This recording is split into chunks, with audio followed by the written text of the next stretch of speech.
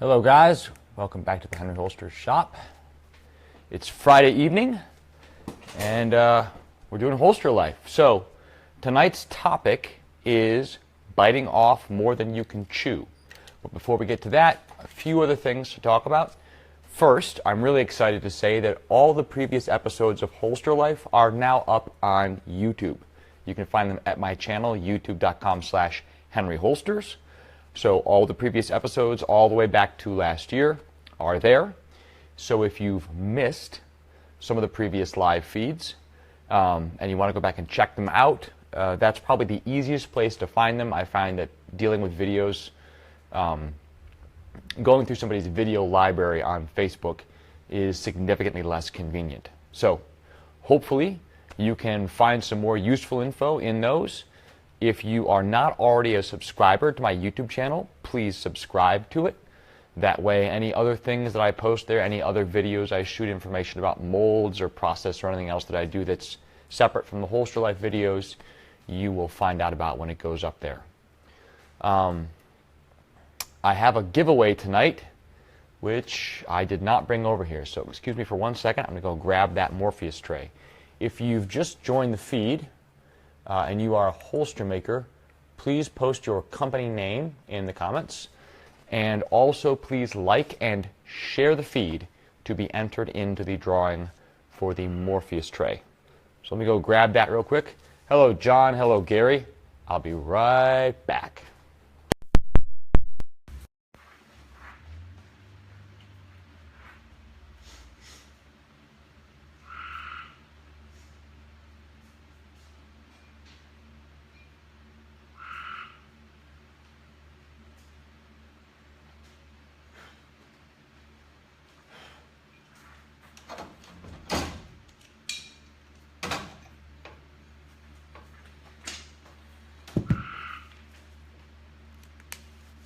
All right, so here's tonight's giveaway. Hey, Chris, Morpheus Solo Tray. To be entered into the giveaway, you have to share the feed. Last time I had a number of shares that I was not able to go back and view. I think it has to do with privacy settings on your account. So if you share this feed, make sure you set that share as public. Otherwise, I won't necessarily be able to go back and look at it and see your entry. So I would hate to have you share the feed and then not get entered because I couldn't find that you'd shared the feed. So, and, new change, if you share it on a personal page and a company page, you get 2 entries. So each share is an entry into the drawing for the Morpheus tray. So please like the feed, share the feed, invite a friend over. Hello, Ahmad. So I don't have a tooltip tonight.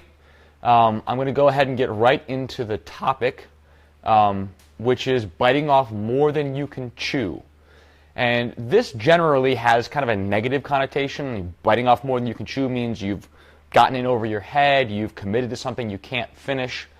But I think actually as a small business owner and an entrepreneur, that biting off more than you can chew is a critical part of growing. And so I want to look at it both as a positive and a negative and talk about some of the ways that small businesses can benefit from biting off more than they chew, but also some of the mistakes that get made and how small businesses harm themselves by biting off more than they can chew.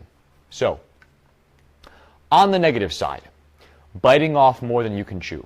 If you're a part-time shop and you have a big sale and you get tons of orders, way more than you can normally fill, and your lead time gets blown out of the water, that's more than you can chew. If you have a limited amount of time available to do the work and all of a sudden you end up with way more stuff than you can reasonably fulfill, that is a problem.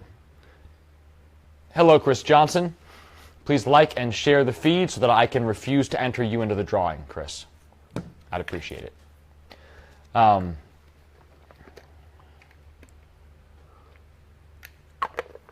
So there are some ways of biting off more than you can chew that are simply a question of math. There aren't enough hours in the day, there aren't enough hours in your work week available to do the thing. So if it's going to take 50 hours to do the thing and you don't have more than 15 hours available, it isn't going to work. Hello, Cook. Hey, Mike Dixon.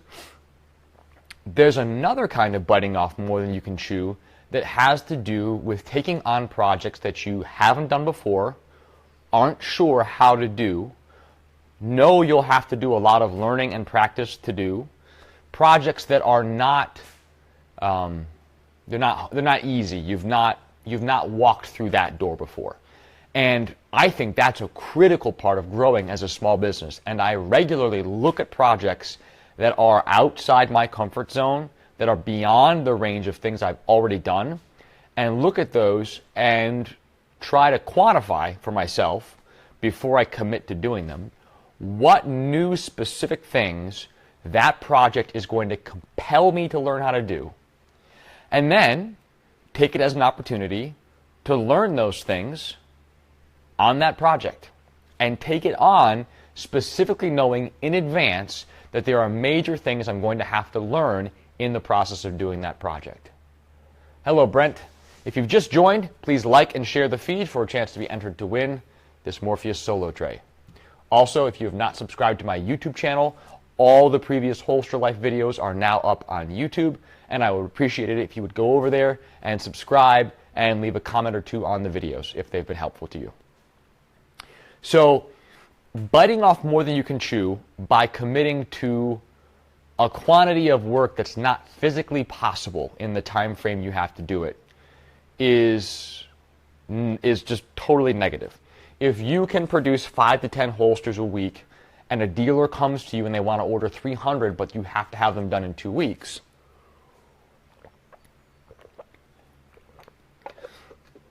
biting off more than you can chew might just put you under. It might just be absolutely miserable. You may or may not get it done. It's going to be unbelievably stressful. If I had an order come in right now for 25,000 holsters and it was on a tight time frame, I'd probably have to turn it down. Not because I'm not excited by that size of an order, but because I can't scale fast enough to make that work. And plenty of companies have gone broke, have gone out of business when they took on a huge order that they were incredibly excited about and then could not fill. And if you can't fill it, it's not business for you. It doesn't matter how much money is involved. If you can't fill the order, it's not business for you. I recently started picking up again the book Lean for Dummies. And I was just reading in one of the chapters today about the difference between customers and consumers. And this connected into what I was thinking about biting off more than I can chew. We often think about, as holster makers, the end user, the person who's going to wear the holster, carry the gun, as our customer. Technically, they're the consumer. They're the person who will use the end product. But if you're a holster maker, there's a good chance that the consumer might not actually be your customer. If you sell to gun stores, if you have other online web stores that carry your product, if you sell to a department, if there's any middleman in there, then that middleman is actually your customer, even if they're not the consumer. And understanding what a consumer wants versus what a customer wants in terms of delivery time, in terms of quality of product, all the factors that go into how long it actually takes to produce something and what you have to do to produce a new item or to develop a new product or to hit a new quantity that you've not hit in that time frame before. Biting off more than you can chew is good as long as you have a plan to chew it and you keep communication lines open and you're honest with yourself. Okay? There are two basic questions I ask myself anytime I'm considering taking on a job that's more than I can chew. And the first one sounds kind of stupid, but the question is, do I know what I don't know? And that just means, if I'm going to get into this, do I understand, do I have some grid to process the information I'm missing that I know I will need to go out and find? Do I have some touchstones about that area so I can at least start to make headway on my own. Eat that elephant one bite at a time, says John Keller. Yeah, that's true. Hey, John Schmittling, if you guys just hopped in, please share the feed for a chance to win this cool Morpheus tray. And if you could, text one other holster maker who's not here now and invite them to join. Hello, Shane Muse. So the first question I ask if I'm considering taking a big bite is, do I know what I don't know? And for me, like most of the projects that really stretch me recently have been stuff involving CNC machining. This past week I was making some small parts out of 4140 pre-hardened steel. New material for me. Knowing what I don't know means, okay, it's a different material. I'm going to have to cut it at different speeds and feeds. I'm going to need to use different tooling, not the usual stuff I use for plastic or aluminum. I'm going to need to figure out maybe a different way of clamping it depending on its size. There are a whole bunch of things that I'm going to have to think through in order to make these parts. But I know generally, I have a feel for what those areas are that the unknown information is in, and so I can start to do some work to get myself up to speed before I start.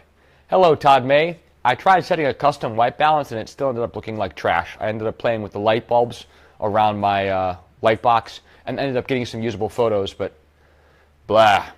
Product photography, white back product photography is not super fun for me. The second question is, do I know somebody who knows what I don't know? And if I answer no to the first question, I don't know what I don't know. It's too far unknown to me. It's not only stuff I don't have mastery of, but it's unfamiliar territory completely. I just don't know where I'm going. Then I need to at least be sure that I have some resource, some person who I can talk to and say, hey, this is what I'm looking at doing. I don't know where to start with this. Give me some pointers. Just point me in the right direction. What am I looking at?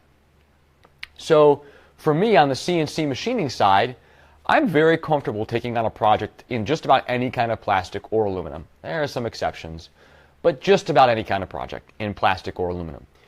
Getting into steel, especially harder steels, less comfortable. Getting into really wild stuff like Inconel, Hastelloy, Waspaloy, no interest at all. Those things are so far outside my range of comfort and knowledge that I'm just not going to touch them. If somebody came to me and they needed a couple of Inconel parts, I'm going to tell them no. Currently, I don't even do any titanium. And so understanding where my comfort zone is allows me to push myself outside it without getting so far outside it that I can't function. Speaking my language now, says Mike Dixon, is Inconel your language? Waspaloy, Hastelloy, all those nasty other alloys. Yeah, not my bag. So yeah, last week I was pocketing with an 1/8 inch end mill in hardened 4140, and that was fun. I only blew up one drill bit on that part, and I managed to not blow up the little end mills I was pocketing with. Metals, all those alloys, says Mike Dixon. Well, you can have them, buddy. Have fun with that. So, do I know what I don't know? And do I know someone who knows what I don't know? And if I have some idea what I don't know, aviation by trade, CADX by hobby, oh, I bet you get all kinds of fun stuff, Mike Dixon. If I have some idea what the general field of the information I need to do the job is, then I'm comfortable considering it, and especially if I have access to people who are competent, who know the information I don't know. If I was going to call somebody up and say, hey, dude, school me on, drilling hardened steel. What kind of spot drilling do I need to do? What kind of speeds are common? Should I be pecking this? How deep should I be pecking it? Do I need air blast? Should I use coolant? Do I need to go high-speed steel? Should I go carbide? Should I drill it in increments, starting small and working up to larger drill sizes? Tell me the stuff. And once a person gives me that information and orients me, then I can do a lot of the work on my own once I know where to look. And so when I'm considering jobs, and I think you should operate this way as well, otherwise I wouldn't be telling you about it, it's important, I think, for you to grow as an operator, to regularly take on things that are outside your comfort zone. I think that the best way to grow is to put yourself in a position where you have to grow. There's an older guy I know who has run a number of successful businesses, and his approach was basically put yourself in a corner and then fight your way out of it. And there has to be a balance of that risk. Don't put yourself in a corner that's so dangerous, where the risk is so high and the cost of failure is so great that a slip-up will end your company. But do get comfortable being uncomfortable and pushing yourself to try and do new things. That can be new forming methods. That can be working with new gun models. That could be trying out some different hardware. That could be playing with different patterns or prints. It could be trying, different marketing techniques. Facebook paid ads, Instagram ads. Maybe you're marketing a product to women and you start trying to learn how to market it on Pinterest. Who knows what the thing is? But biting off more than you can chew is important. However, as a small business owner, it is easy for me to allow myself to be pulled in too many directions at once. And that can end up resulting in an inability to focus and an inability to deliver, because I'm just trying to balance too many different things. My fiance and I had this conversation last night. We're tired of being comfortable, said Ahmad. Yeah, I'm down with not being comfortable. I'm not down with being miserable, but I'm down with not being comfortable. I love, as much as the next guy, coming out to the shop and having 12 or 15 hours of just straight, hard-charging work that I'm completely comfortable, that I know how to do, that I'm going to do it well, that there aren't going to be problems or surprises. That's satisfying. However, it's a very different thing from coming out to the shop and having a challenge, something I haven't done before, some problem I don't know how to fix yet, some feature I need to mold, or something I need to do that I've never done before and don't know how to do yet. And the process of thinking through solutions, talking them through with myself, deciding what I'm going to test, prototyping it, testing it, seeing if it worked, seeing if it didn't, taking that feedback, making a revision, making changes, maybe making a phone call or two to somebody who can give me some helpful advice on it. And then at the end of the day, having a solution that works is an entirely different kind of satisfaction. I love shipping big boxes of parts. I love it when my mail lady comes and I've got 3 or 4 postal bins worth of machined parts going out the door, because that means in a few weeks checks are coming in the door, and I like that. But I also really like being able to hold a thing in my hand that I had never done before and have it work. One of my most fun experiences as a CNC machinist was having to make a replacement car part for my wife's Dodge Caravan on the fly. We had a problem with the car. It was sitting in our driveway. I had a friend of mine who's a mechanic come out and look at it. He spent a couple hours taking things apart. We found a part that was cracked. We called around. Nobody had it, couldn't get it. And I sat down with the part and calipers and took some measurements and CAD'd out a solid model, and then went and got some aluminum out of my scrap bin, made a quick soft jaw setup, and actually machined a new copy of the part. It wasn't anything super complicated. It was just a bracket to hold some AC lines, and it had a couple of offset pockets and then some holes, and it was threaded, and it wasn't incredibly complicated, but I had to make it right there while he was waiting. First try, CAD'd it out, took my measurements, put it in the mill, cut the top, flipped the part, finished it off, took it out to the van, he installed it, and it worked. That was awesome. I was super psyched. So, when I see guys taking on custom gun work, or I see somebody posting a picture or asking a question about a gun that they've never done before. Generally, I try not to commit to something to the customer, to the consumer, before I have some idea how I'm going to approach it. But I'm also in a position where I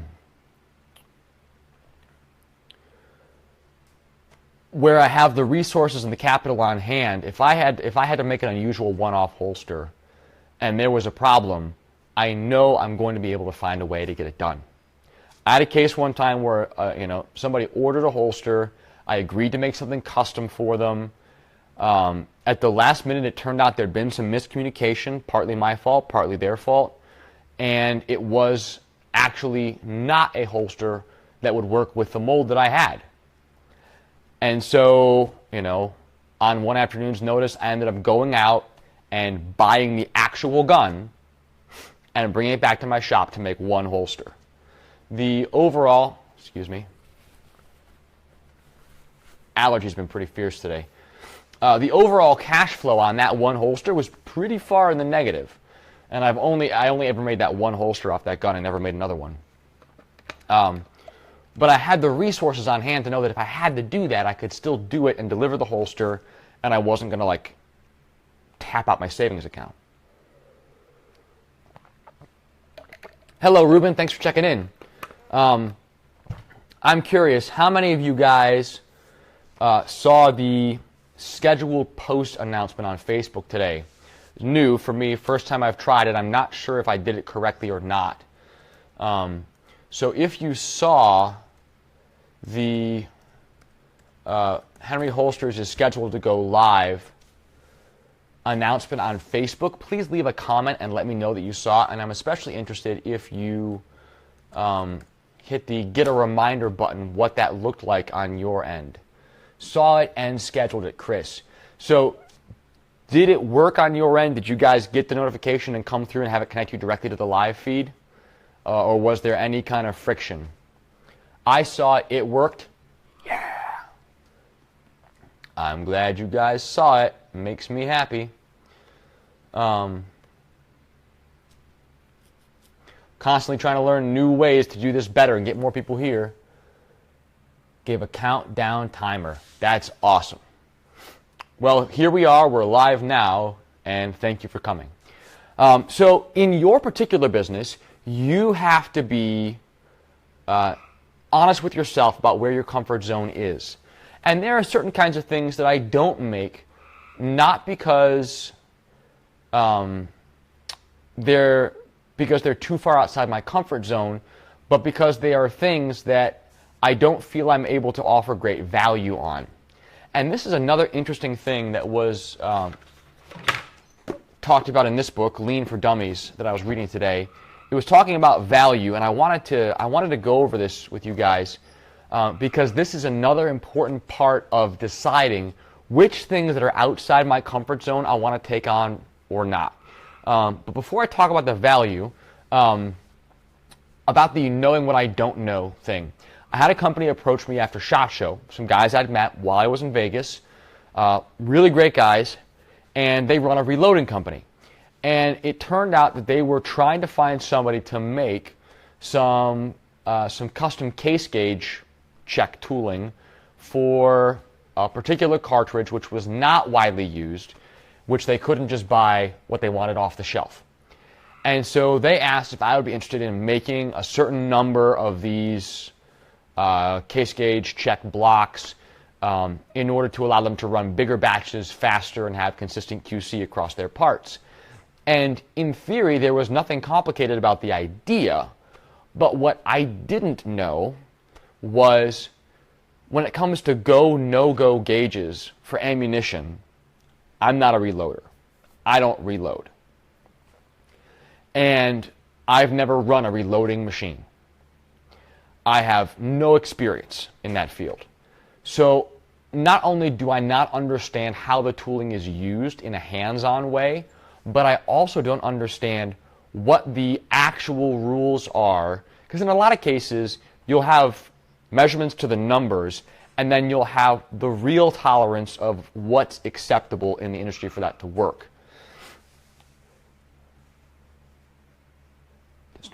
That's awesome, Dan Taylor. I'm glad that worked. Well, it's my plan to continue to use this, and I'll probably start scheduling them earlier than the day of, and then putting out a reminder on the day of, and then you'll get, if you click the get notification, you'll get that notification with the timer right before I go live. But I ended up turning down the job to make those case gauge length things because I wasn't sure that I fully understood the job that the tool I was making had to do. You know, I'm very comfortable making holster molds because I understand the job that the mold needs to do. And I understand the technical limitations and the technical requirements of the process that the mold fits into. If I were, you know, making an actual part of, you know, a fire control group, I'm not comfortable doing that because I don't have an in-depth knowledge of what those parts actually have to be able to do. It's not just dimensions. It's not about surface finish. It's not about can I machine this shape. It's do I understand what is really required of this thing? And if I don't, I'm not comfortable going there. And so it's not the case that everything that's outside my comfort zone is good to go after. There are plenty of things that are outside my comfort zone that are more than I can chew that I should not attempt to chew. But making a habit out of looking around and finding work that's outside my comfort area, outside my comfort zone, and pushing myself to go outside it consistently, not to a dangerous degree, but consistently, is a way that I'm going to grow, that I'm going to learn how to use new tools. I'm going to learn new methods of doing things. I'm going to meet new people and make new contacts. I'm going to get to work with new materials. I'm going to learn new ways of marketing, all kinds of things I'm going to be able to learn by going out and trying things that are outside my comfort zone. And so jobs that are too far outside, where the risk is really high and the chance of failure is very high, I'm less likely to do those unless there's some other very good reason. Or jobs where I don't feel I offer great value. And so an example of that would be like, I don't do a lot of duty rigs. And it's not because I can't.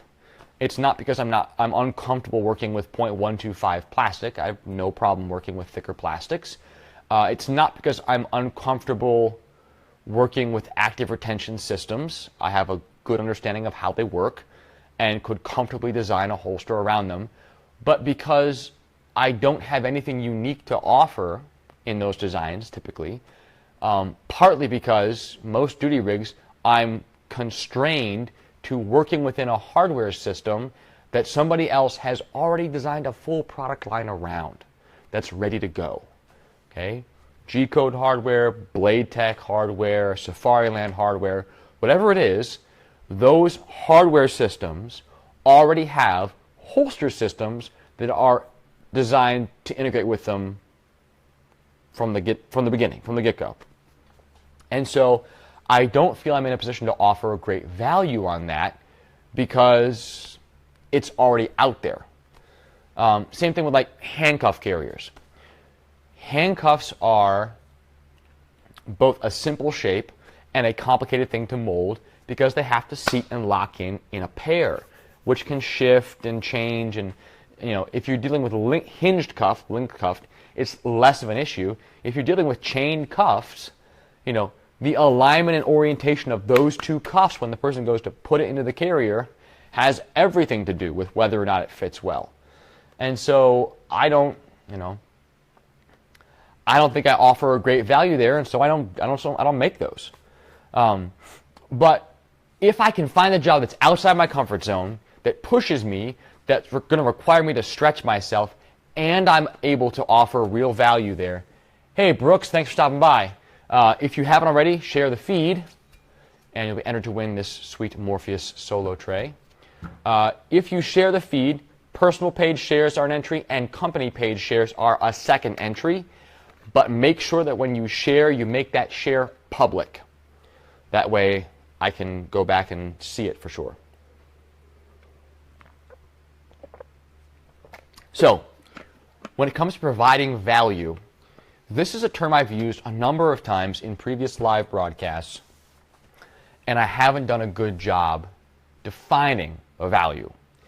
But there was a great definition of value in what I was reading today, and I wanted to share it with you because I found it very helpful. So this is in Lean for Dummies, 2nd edition, by Bruce Williams and Natalie Sayer. Okay? Value is the worth placed upon something. That something can be goods or services or both, and the worth can be expressed in terms of money, utility, merit, or even a principle or a standard. But here's the real question. Who determines the value? Customers always determine the value. I don't determine the value of my work, my customers do. Okay? Google does not determine the value of my work. Customers do. And in a business, we want to be doing work that is value added. In the shop, in production, in all the work I do in the shop, I want to be adding value to the end consumer. Let me rephrase that. I want my customer, whether or not my customer is the actual end consumer of the product, I want my customer, whoever I'm selling it to be getting the most possible value. And so, lean manufacturing is completely focused on delivering maximum value to the customer. It's not necessarily about what I think about the value, although I have to understand and think about the value, but it's about what value I can give to the customer. And the term value added gets thrown around a lot. I've heard it a lot in training, like Travis Haley's, do this and this, and then you also do this, and that's value added. And it's like, well, I don't know. What does that mean? Well, here's what value added actually means. And this is a lean definition of value added, which I found very helpful. And I'm going to be walking around my shop tomorrow looking at stuff, thinking about it differently, asking myself, are we adding value with this? So, 3 things that something has to do in order to add value. In order to add value, anything value added has to meet these 3 criteria. The customer has to be willing to pay for the activity. The activity has to transform the product or service in some way. Putting it in nice packaging versus cheap packaging isn't really value added. It doesn't change the product. The activity must be done correctly the first time.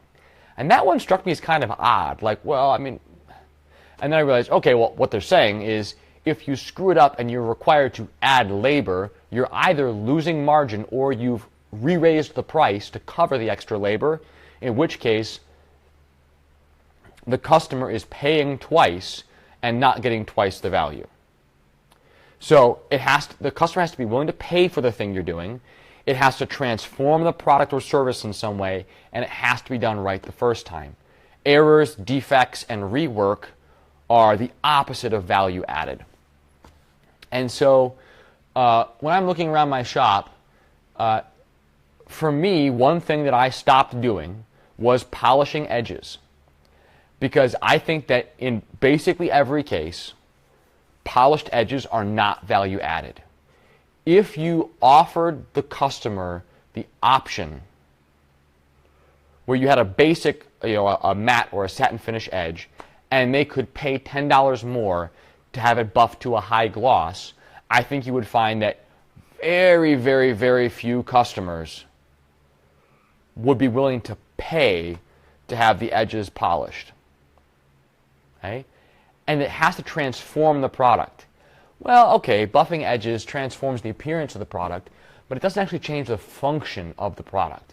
Nobody finds the holster more comfortable to wear, easier to conceal, more secure to carry, or faster to draw from because of buffed glossy edges.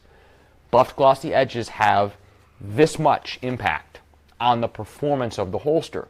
They might impact how the customer feels about the holster. Hi, Don Carpia, do it right the first time or it costs you triple in the end. Yeah. Defects and rework are margin killers. Killers.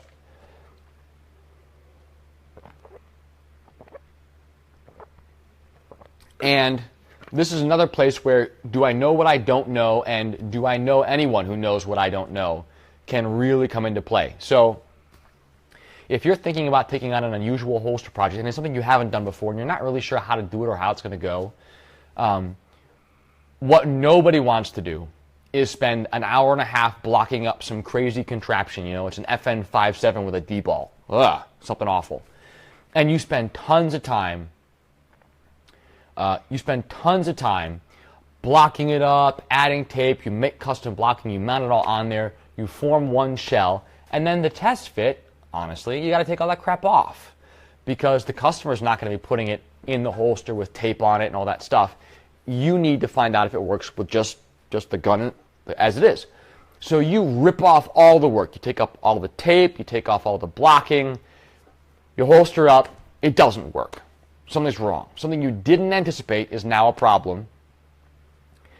And if you can't solve it the first time, you end up going all the way back to square zero, before square one, and redoing all the blocking, all the taping, all the setup to go again. I know some guys get upset when they see a post in one of the Kydex groups like, hey guys, I'm doing a SIG P229. Is there more than one version of this? Okay, and if somebody asks about SIG, a SIG model, and asks, is there more than one version of this? Then I understand them getting a little bit of heat for that. Because if they've been around any SIG, anytime, they should know there's more than one version of everything. I could be holding one physical gun, one SIG, in my hand, and it doesn't even have the same tolerances as itself. I'm not sure how that's possible. It's like dividing by zero or some weird thing. But I'm convinced that I could have a SIG in my hand and it wouldn't have the same tolerances as itself from day to day. Just a suspicion. It's like when you think you see something moving in the background, it's like, did my SIG just change size? Did my slide get thicker today and then yesterday it was thinner and then tomorrow, was this latch here before or did that just like appear? Because it doesn't fit in the holster anymore. Who knows? But if you know that there are people who know what you don't know, like Kyle Shook, who's like the SIG guru. If you ever have questions, hit up Kyle Shook. Or Tony Katner, or Caleb Dahl from Statue Man. Guys who have spent more time working with SIGs, ask. And then, here's an idea. If you're going to ask those kinds of questions, also be willing to give some kind of value.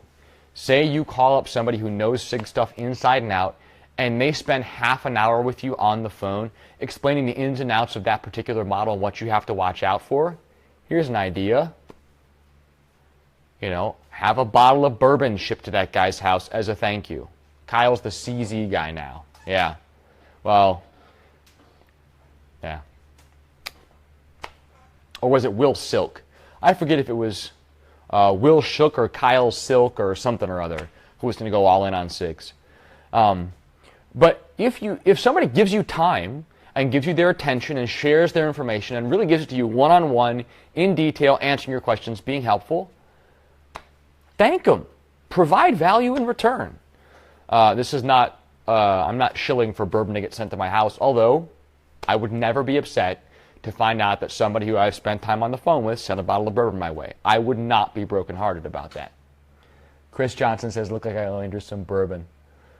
Tyler Miller says they're magic shapeshifters. Yeah, I think SIGs secretly change tolerances overnight. Like I leave them in a safe, and like the slide expands and contracts, something. He created a Facebook group, and I bet his orders volume quadrupled. Dan Taylor, who created a Facebook group? CZ related? That's a good move. So, for somebody to jump on making a CZ P10 Facebook group and being the guy who owns that group, genius move. Wished I'd thought of it. I didn't. Maybe I'll do it next time when the next gun comes out. Or maybe when the Arsenal Strike B is finally out there. and I'll be the guy for the Arsenal Strike B. And so all 3 people who have one get their holsters from me. And that Facebook group will totally be worth it for those 3 sales. So value added. Customer has to be willing to pay for it, has to transform the product in some way, and has to be done right the first time. Otherwise, it's not adding value, it's subtracting value. So there were some parts early on in this book that I thought were really unhelpful, and I put it down for a while, and I've skipped over those and picked up later in the book, and I'm actually finding it reasonably helpful. So I'm going to keep chopping through it, and you'll probably be hearing some more stuff about lean from me. Speaking of lean, I had a chance to talk on the phone today with Jay Pearson of Pearson Work Holding. And he's a guy whose work I really admire. The products he makes, I love. I think they're awesome. If you've not watched John Saunders' tour of Pearson Work Holding on YouTube, you need to go watch it. Great factory tour. Small factory, very lean, everything's clean, everything in its right place, and you get the feel that work just flows through that shop with very little friction because they've put in the time and the work to get rid of the friction and make things slide through smoothly. Joey Gregory says, Rue Tactical here. Hello, Joey Gregory. Share the feed for a chance to be entered to win this cool Morpheus solo tray. So it was really exciting for me to talk to Jay, and I have a number of things I've been thinking about for my company for the next 6 to 12 months, and I just wanted to run them by somebody who's completely outside my field, who doesn't make holsters, but who does run a small manufacturing shop, and see what his gut reaction was to the different avenues I was considering going, in terms of what kind of products I'd bring to market, in terms of what kind of investments I'd make in machinery in the next year, priorities of, new workspace, more machines, more employees, where to spend the dollars, where to spend the time, and how to think about big picture stuff for the business. And one of the things that he and I were talking about was standardization, which is a critical component of lean manufacturing. Doing things the same way, having a routine, having a set way of doing things, because a lot of the goal of lean and a lot of the improvements I make in my shop, the entire purpose of them is to eliminate thought. Just get rid of it. Don't have to think about it. If I have one tool that I need and I'm constantly setting it down around the shop and misplacing it, and I have to sit down and think, where did I last put that? And then look around, taking up time and energy trying to find it. That's just waste. It's terrible. It's worth more to me, it's better for me to buy 4 or 5 of that tool, assuming it's affordable enough for that, to buy 4 or 5 of that tool and keep them each in a particular place where, no matter where I am in the shop, no matter which station I'm at, the tool I need, tape measure, deburring tool, hammer, pair of pliers, whatever it is that I regularly need, have it kept near enough that I do not have to go hunting for it. Just, it's there, arm's reach, right there. And we were talking about CNC machines as well, and the value of having different machines of different sizes, maybe some machines of one brand and then some other machines of another brand because of their various competing strengths.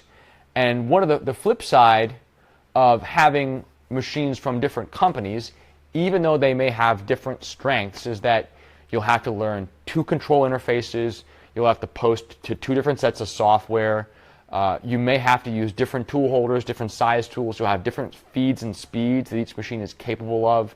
There's just a lot of differences that you'll have to keep track of in order to keep work flowing through the shop smoothly.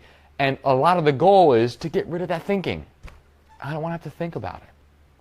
I had my employee Eric sorting through a whole box full of end mills. It's a lot of loose stuff. I had generally sorted it by size, so like everything 1/8 inch and smaller was in one box, 1/4 inch was in a box, 3/8 and 1/2 inch were in a box. But I had him actually go through and sort out coated tools for steel. I had him sort them out by size. I had him sort out all the drills and taps, organize those, and then put everything in little parts drawers. I can't see the label. And label them all so that I can very quickly, when I'm standing at the CNC, turn around and look at that little toolbox and see, oh, I need a 1/4 inch ball end mill. right here. And it will prevent me from wasting time going to look for tools I think I should have, not finding them, and then going and stupidly ordering more. Because I really don't need to be ordering more of tools I already have. So keeping track of what I've got and being able to access it quickly, well, that's going to be a fun one. Look at that little GAR 3-flute one. I haven't run this one yet. It's going to be fun when I finally do. Knowing what I have and not having to think about it. Just look, pull, there it is. That's big. It's going to save me time and hassle. Hello, Josh. Thank you for stopping in. Milwaukee Custom Kydex. Please share the feed for a chance to win this cool Morpheus Solo Tray. And if you are not a subscriber to my YouTube channel, please go over there and check it out and subscribe now that the entire Holster Life series is up on YouTube. So what I'm going to be doing each week is any Holster Life videos I shoot from the previous week, I'll be downloading them from Facebook. I'll be adding tags and putting them up on YouTube so that I can start to send people over there, because it's just miserable to try to go back through all the videos I've posted on Facebook and find the relevant ones. It just doesn't work well. So that's pretty much it on biting off more than you can chew. I'm in favor of it generally, so long as you are self-aware about what your strengths and weaknesses are, and you ask yourself, do I know what I don't know? And do I know someone who knows what I don't know? And then if you decide to bite it off, it's more than you can chew, then hustle your butt off. There have been a number of times when I have taken orders for quantities that were the largest quantity I delivered of any particular thing up to that point. And this might be, many of you have had this experience where you were making 5 or 10 at a time, and then somebody ordered 60. You're like, yes, I've made it. I'm big time. They want 60. And you find it's a whole different ballgame to have to make 60 identical things. The process is different. If you were using glue guns with tape and you've got to do 60 of those all in one batch, stuff gets weird. But it's good to bite off more than you know how to do and then get out there and learn how to do it. Yeah, don't be afraid to ask for help. Ask smart questions. Do all the homework you can ahead of time. And then, when you ask questions that demonstrate that you've actually tried to go out and do the work. Okay? Somebody saying, hey, school me on dump trays, gets a fairly negative reaction. Somebody who spends 10 minutes on Instagram looking around will find a half dozen companies who make them, and will be able to find a company who makes molds for them. If somebody posts something like, hey, does anybody know who makes split molds? And everybody else in the group is like, have you been asleep for the past 2 years? Like, how do you not know this? We got to be patient with the new guys, of course. But at the same time, if you're not a new guy, if you're not completely brand new, not wet behind the ears, and you're thinking about taking on something you haven't done before that's going to stretch you, to do new things, learn new things, use new tools, whatever it is, you owe it to the people you're going to ask questions of to at least do the legwork ahead of time. Come in with some time and energy invested to try to move the needle and get closer to your goal before you start peppering them with questions. Whenever I call somebody up who I have machining questions for, I usually try to write down my questions beforehand to make sure that I ask them clear questions, that I don't miss any major questions that I really need an answer to, and also that I tell them, okay, I looked at this and I looked at this and I tried this and it didn't work. How do I solve this particular problem? And that will generally get a much better result than, hey, how do I mill hardened steel? With a mill at the right feeds and speeds. Okay. So yeah, if you typically stick to your comfort zone, get out there, try new things, take on projects you haven't tried before. Go out and hustle and get yourself a dealer order that's bigger than you've ever gotten before. and then bust your butt to get it done and deliver outstanding value ahead of schedule to the customer. And then every time you do that, every time you push out those walls and you expand that comfort zone, the next time you can go farther. And the things that I'm doing now, the kinds of projects that I feel comfortable taking on now, would have paralyzed me 2 years ago. I wasn't ready for them. I couldn't have done them. They would have been too far outside my comfort zone. I would not have known what I didn't know. I'd have no frame of reference to do them. And I also would not have known who to talk to for the help that I needed to do them. So network, network, network, and give more than you take. Anytime, I was really grateful to have a little bit of time on the phone with Jay Pearson today. I gave him a holster as a thank you for him taking the time to talk to me on the phone. I didn't have to. He didn't ask for it. But I want to provide more. I want to give more than I'm asking for in return. That's, in networking, that's value. Giving the other person more than you're getting from them. It could be that you do some free work for them. It could be you give them something that you have that they want and they don't have. It could be you send them a bottle of bourbon in the mail. There's all kinds of things. So provide value and, push yourself. Go out there and try things you're not comfortable with. Learn, grow, rinse and repeat. Thanks, guys, for watching. I will do the drawing for the Morpheus tray tomorrow morning and then post the winner on my Facebook page. Thank you very much for stopping by. Next week, I've got a couple of things in the evenings that are going to interfere with Facebook Live. Robert Ribaldo, I was just signing off, but if you share the feed right now, you can still be entered to win this Morpheus tray. The gist of the talk was it's important for you to grow as a small business owner, and one of the ways to do that is to take on work that's outside your comfort zone, but don't do it thoughtlessly, don't do it stupidly. Figure out what you actually know, what you're comfortable with, and regularly push yourself outside that. It's just like lifting weights, which you can tell, obviously, I don't do. But you don't go straight to 400 pounds. You start out with what you can do, and then every time, once you get your reps, you start pushing the weight a little more. And that's how you gradually build up to where you want to be. Yeah, watch it later tonight, Josh McNeil. Thank you, Chris Hoagland. I appreciate you stopping by. Have a great Friday night and an excellent weekend. I will catch you guys all next week for some more Holster Life. Good night.